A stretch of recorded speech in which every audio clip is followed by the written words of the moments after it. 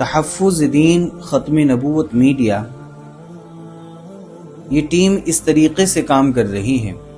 اول تو یہ حضرات بچوں پر محنت کرتے ہیں، چونکہ بچے قوم کا مستقبل ہیں، آنے والا کل ہے۔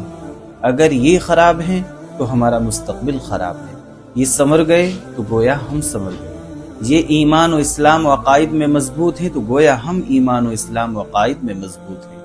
تو بچوں پر اس طریقے سے محنت کرتے ہیں کہ ان کے ہاں کچھ کتابچے ہیں، جیسے اول تو 50 سوالوں کا ہے، پھر اسی طرح 100 سوالوں کا ہے، اسی طرح ہوتے ہوتے 500 سوالوں تک ہیں۔ تو جن بچوں کو 500 یا 100 یا 200 یا 250 یا جتنے بھی عقائد معلوم ہیں، گویا نور نبوت اس کے سینے کے اندر ہے، تو بھلا کیا آپ امید کر سکتے ہیں کہ اس کو شیطان ورغلا سکتا ہے یا وہ شیطان کی ورغلاہٹ میں آ سکتا ہے؟ بالکل نہیں، اس لیے کہ عقیدہ جو ہے وہ نور ہے، اور نور جہاں ہو وہاں ظلمت داخل نہیں۔ تو بچوں پر اس طریقے سے محنت کرتے ہیں کوئز کی شکل میں۔ الحمدللہ 3.25 لاکھ کے آس پاس بچے جو ہے پورے ملک سے کوئز کر چکے ہیں، خاص طور سے اسکولی بچے ماشاءاللہ، یعنی گویا ان کے سینوں کے اندر نور نبوت داخل ہو گیا، اور وہ حضرات جو ہے عقائد کو لے کر کے اپنی جگہ بہت مضبوط ہو گئے ہیں۔ دوسرا یہ حضرات اس طریقے سے محنت کرتے ہیں، مسجد در مسجد جا کر کے عوام کو عقیدہ ختم نبوت سے آشنا کراتے ہیں۔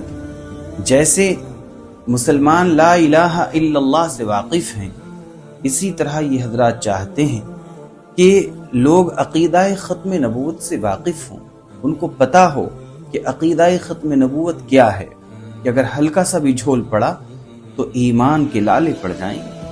تو یہ حضرات مسجد در مسجد جا کر عوام پر محنت کرتے ہیں، اور چاہتے ہیں کہ پورے عالم میں گویا جتنے مومنین بستے ہیں سب اچھی طرح واقف ہوں عقیدہ ختم نبوت ہے کیا۔ تیسرا یہ حضرات بیت الامداد فاؤنڈیشن کے تحت کام کرتے ہیں۔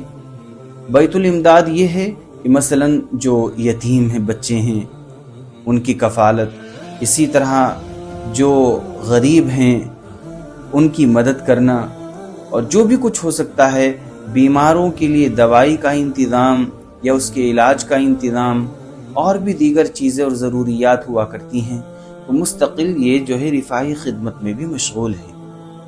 تو یہ 3 ہیں، اول تو بچوں پر محنت کرنا چونکہ یہ قوم کا مستقبل ہے، دوسرا مسجد در مسجد جا کر کے لوگوں کو عقیدہ ختم نبوت سے آشنا کرانا، اور اس طرح جس طرح لوگ لا الہ الا اللہ سے واقف ہیں بالکل اسی طرح عقیدہ ختم نبوت سے واقف ہونے چاہیے۔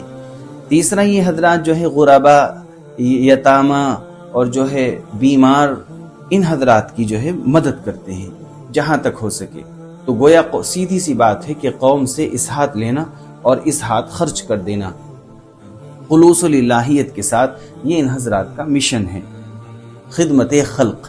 اللہ تعالی خدمتوں کو قبول فرمائیں اور دنیا آخرت کی عافیت سے اللہ تعالی سرفراز فرمائیں، اپنی پناہ اپنا قرب نصیب فرمائیں، اور